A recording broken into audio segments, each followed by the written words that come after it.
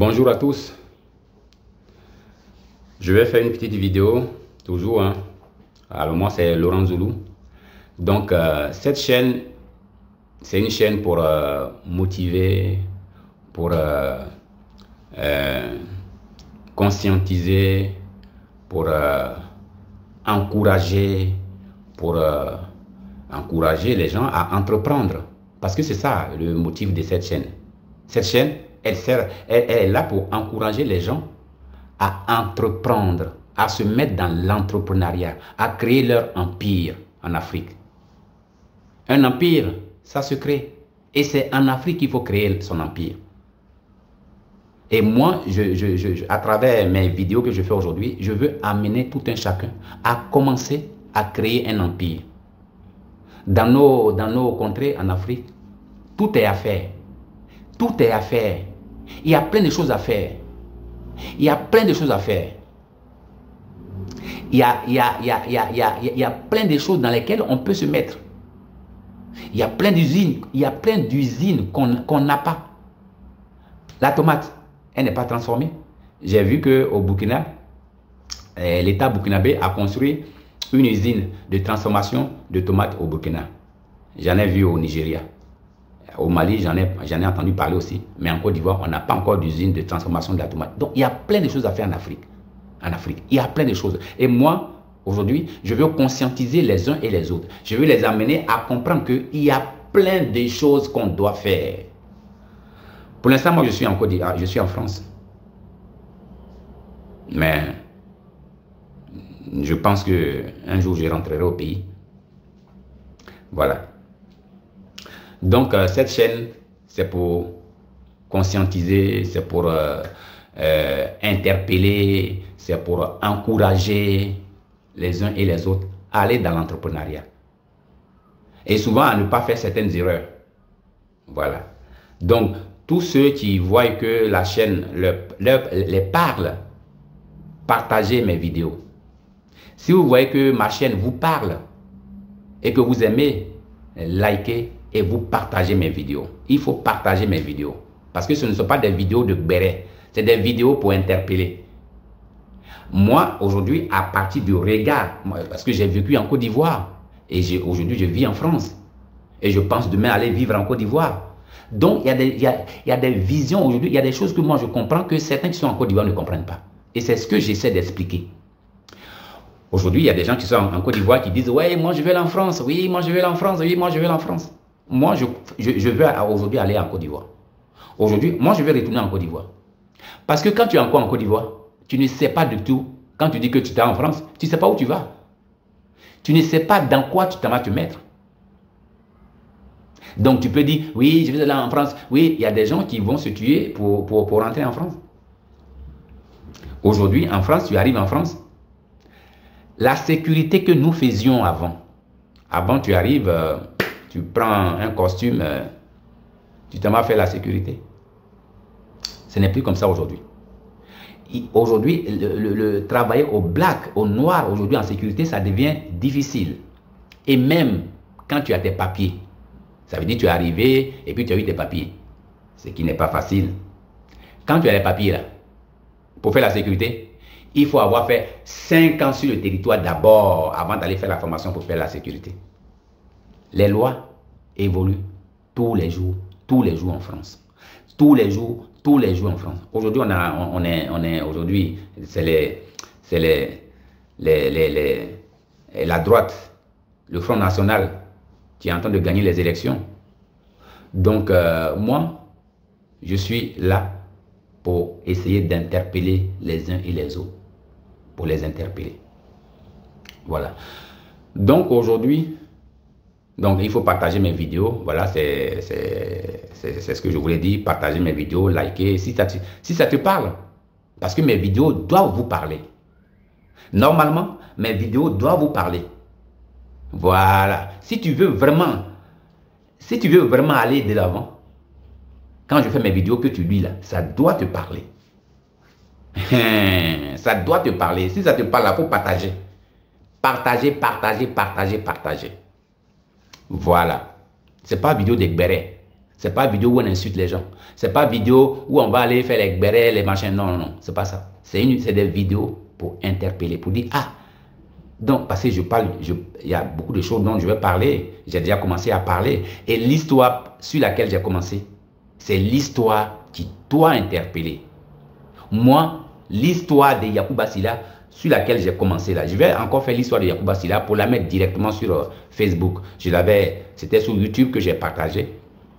Mais l'histoire de Yacouba Sylla doit nous faire comprendre que en Afrique, tu peux partir de rien si tu veux.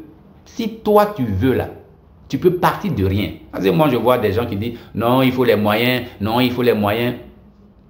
Il y a un jeune avec qui je suis en contact aujourd'hui en Côte d'Ivoire, que j'ai rencontré sur les réseaux, sur Facebook.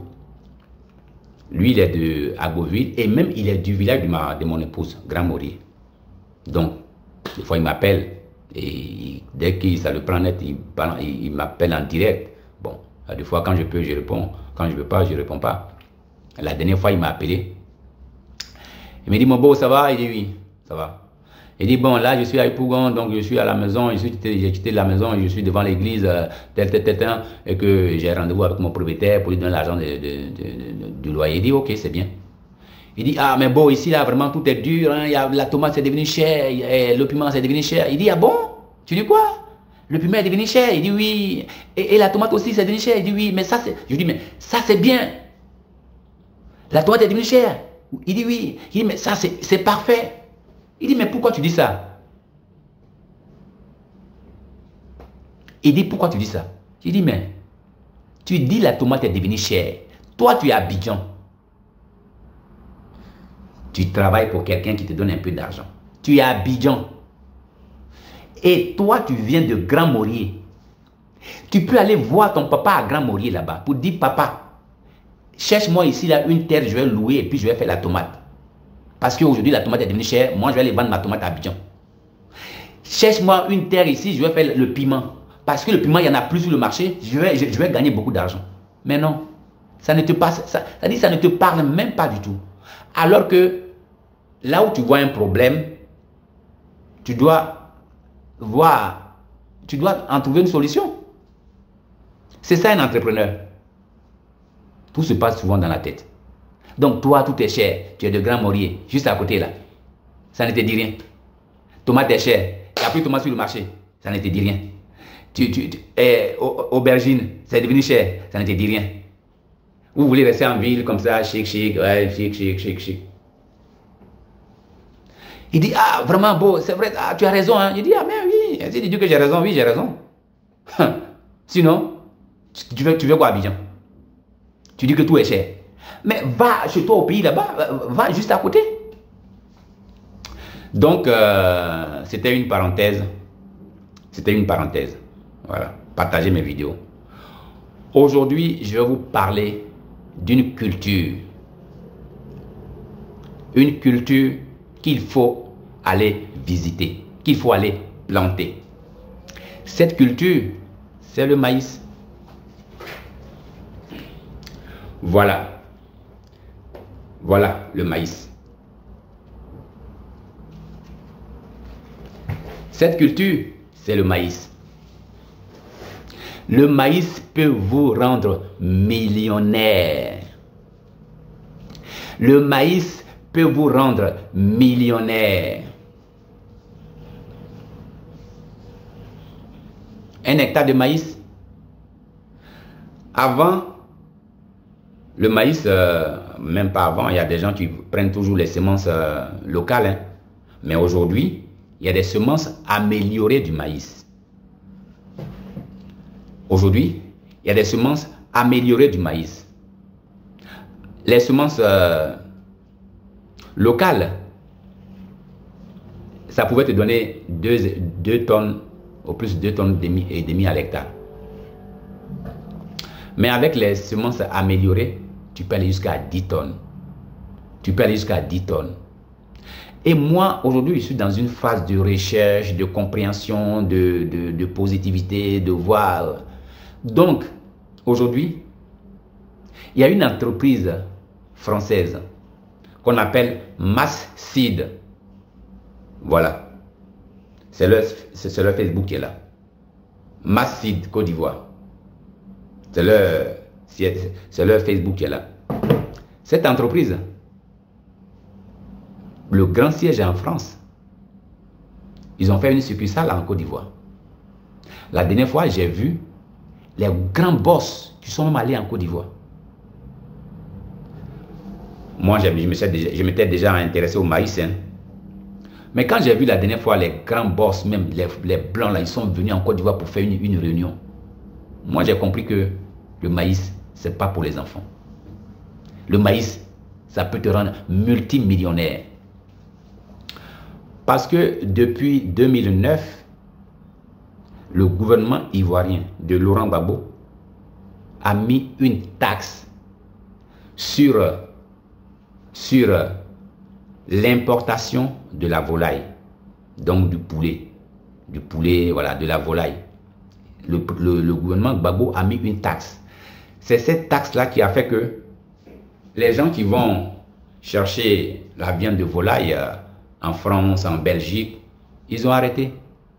Du coup, ça a donné le courage aux nationaux d'aller faire l'élevage des poulets.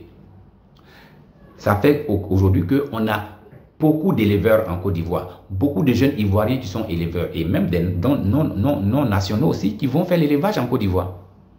Donc aujourd'hui sur le terrain, il y a beaucoup d'éleveurs de volailles qui se font des millions et des millions et des millions par mois. Moi, j'en vois toujours parce que je lis toujours les vidéos. Aujourd'hui, il faut savoir que moi, je ne regarde plus la télévision. Je m'informe de ces genres de vidéos. Donc, beaucoup d'Ivoiriens aujourd'hui sont en train de devenir millionnaires avec la volaille. Parce qu'aujourd'hui, la volaille qu'on mange en Côte d'Ivoire, c'est ce qu'on produit en Côte d'Ivoire. La volaille qu'on mange en Côte d'Ivoire, c'est ce que nous produisons.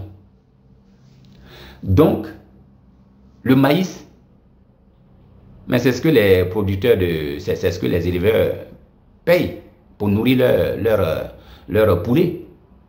Aujourd'hui, on a des millions et des millions de poulets en Côte d'Ivoire. Donc, beaucoup de fermiers ont besoin du maïs. Donc, le maïs, il rentre dans la nourriture des volailles. Il rentre dans la nourriture du bétail, des bœufs et tout. Après, le maïs, il est pris pour la fabrication de la bière, de l'alcool. Ensuite, il est utilisé pour l'alimentation des humains. Ça fait que le maïs devient une culture très recherchée. La Côte d'Ivoire a besoin de 3 millions de tonnes de maïs. Là où elle produit que 1 million de tonnes par an. La Côte d'Ivoire produit 1 million de tonnes. Alors qu'on consomme 3 millions de tonnes, on a besoin de 3 millions et plus même. C'est pour ça que l'État de Côte d'Ivoire incite les gens à faire du maïs. Moi, je vois les vidéos du ministre Adoumani qui va partout, il parle du maïs, il fait beaucoup de choses.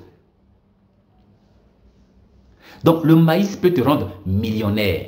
Si tu as 10 hectares de maïs, tu es millionnaire. Mais le maïs, il n'est rentable que sur des vastes superficies. À partir de 10 hectares, 15 hectares, 20 hectares, 30 hectares, 50 hectares, tu deviens multimillionnaire en maïs. Et souvent, quand je parle d'agriculture, parce que ça fait un moment que je parle d'agriculture, hein, des fois, j'en ai parlé à certains connaissances au pays, mais bon, je vois que les gens, quand tu leur parles d'agriculture, ils trouvent que c'est quelque chose qui est dur pour eux. Agriculture, c'est pour les paysans, agriculture, c'est pour les pauvres. Donc, ils ne comprennent pas. Mais des gens sont en train de se devenir millionnaires dans ça. Aujourd'hui, il y a des gens, moi je connais des jeunes qui sont allés aux États-Unis, qui sont allés en France, qui sont revenus en Afrique. Et qu'est-ce qu'ils ont fait? L'agriculture. Philippe Simo, pour ceux qui connaissent Philippe Simo, le Camerounais, qui est aujourd'hui installé à Abidjan. Mais quand il a débarqué, de France, quand il a tout abandonné en France, il était ingénieur. Ingénieur dans les grands groupes comme Areva. Qu'est-ce qu'il a fait? Il est rentré au Cameroun. Il a payé 17 hectares de parcelles. Il a fait de la banane. Il a fait de l'ananas. Il a fait de l'élevage. ingénieur, il n'est pas venu déposer un CV. Parce qu'il y a que dans l'agriculture que tu peux faire exploser tes chiffres. Et Loïc Kamoua, au Cameroun, c'est aussi pareil. Il a étudié aux États-Unis, il est rentré au Cameroun, il a fait le maïs. Donc le maïs peut te rendre millionnaire. Le maïs peut te rendre millionnaire. Les gens pensent que souvent, bon, moi, j'ai eu à discuter avec des gens, quand je leur parle de faire l'agriculture, ils croient que non, tu vas aller prendre la machette pour aller travailler. Mais ils ne sont pas renseignés. Les gens, ils ne sont pas renseignés.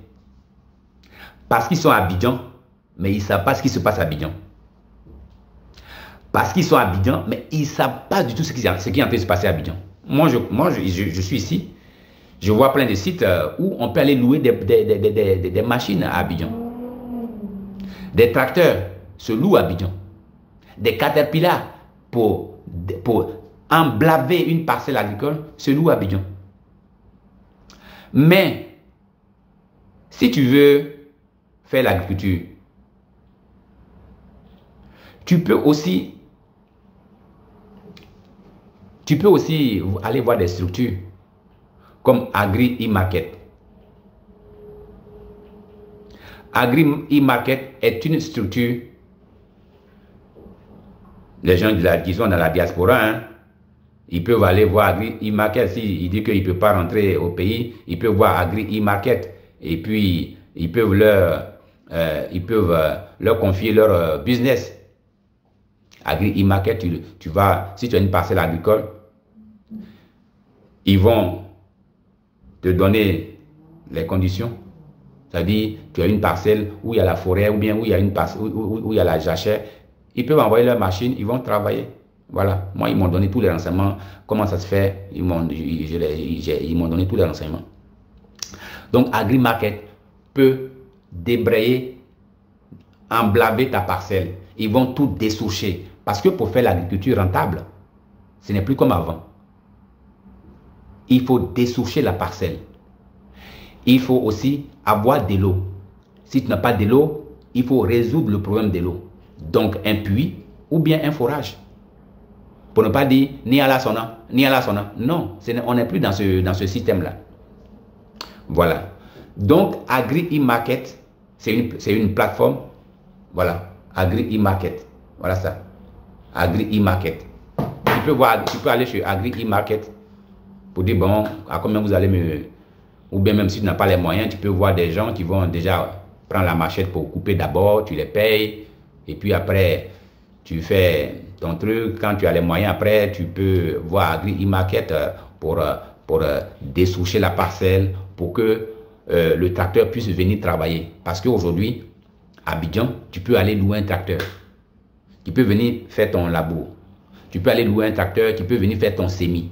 Tu peux louer un tracteur qui peut faire ton sarclage. Tu peux même aller louer une moissonneuse batteuse pour récolter ton maïs. Donc toi, tu es là en tant que chef, en tant que un patron. Tu es là pour gérer ton business. Tu ne vas même pas toucher à quelque chose. C'est ça. C'est ça que d'autres ne savent pas. Voilà. Donc, là, je vais encore montrer une autre structure. Une autre structure. Voilà. Cette structure-là, équipement agricole et vente de tracteurs à Abidjan. Cette structure-là, quand tu vas chez eux, là, tu vas voir des tracteurs à perte de vue. À Abidjan, à Yopougon, à Cocody. Tu vas voir plein de tracteurs comme ça. Les tracteurs là, ce n'est pas pour les étrangers, c'est pour les Ivoiriens. Il y a une structure qu'on appelle Agri Connect. Tu vas les voir dans les bureaux. C'est les jeunes Ivoiriens qui sont là-bas, qui travaillent sur ordinateur. Tu vas les voir. Ils vont, ton besoin, tu vas dire ton besoin et puis ils vont te dire ce qu'il te faut. Là-bas, tu peux louer tout. Tu peux tout louer. Tracteur, tout, tu peux louer pour travailler. Donc, si tu crois que, oui, quand on parle d'agriculture, c'est que tu vas aller prendre machette pour travailler. Non, ils n'ont encore rien compris. Ils n'ont encore rien compris. Voilà. Donc, le maïs peut vous rendre riche si vous voulez. Vous pouvez commencer avec vos moyens, avec 1 hectare. Moi, j'ai vu l'histoire d'un Burkinabé, M. Ouedraogo, dans le manioc. Il a commencé avec 1/4 d'hectare. Aujourd'hui, le gars, il a jusqu'à 200 hectares pour lui-même. 1/4 d'hectare, il a commencé avec le manioc. L'agriculture, si tu as fait demi-hectare ou bien 1 hectare, que c'est juste pour te nourrir là, tu vas durer dans 1 hectare, 2 hectares là. Mais si c'est pour vendre, si c'est dans le but d'entreprendre, de vendre, de commercer, mais tu vas arriver loin. Et il faut aussi avoir une vision derrière. Donc, M. Ouedraogo, il a commencé avec 1/4 d'hectare. Et puis, après, il est passé à 1 hectare. Un peu, il achète. Un peu, il achète. Un peu, il achète. Un peu, il achète. Après, il fait maïs. Il fait maïs. Il fait manioc. Maïs, manioc. Jusqu'à ce que le gars, il paye. C'est pas tout ce qu'il a payé, hein, c'est un peu. Quand il a ses ventes, il paye 2 hectares. Quand il a ses ventes, il paye 3 hectares. Aujourd'hui, il a près de 250 hectares. C'est un multimillionnaire aujourd'hui. Un multimillionnaire, M. Ouedraogo. Mais j'en connais plein comme ça. Donc, le maïs, c'est une spéculation sur laquelle il faut se miser. Voilà. Il faut se miser. Il faut investir. Voilà. Donc, aujourd'hui, c'était le maïs. Moi, j'ai planté un pied ici. J'ai 2 pieds. Là, je suis en France, je souffre. Parce que, quand tu vois chez moi, il y a pas mal de plantes que je plante. Voilà. Si j'étais en Côte d'Ivoire, c'est pas 2 pieds que j'allais avoir. C'est pas 2 pieds de maïs que j'allais avoir. Voilà. Donc le maïs, retenez que le maïs, c'est une spéculation qui peut vous rendre millionnaire, multimillionnaire. Voilà. Sur ce, c'était la fin de ma vidéo. C'est la fin de ma vidéo, donc je vous dis à une prochaine vidéo. Merci.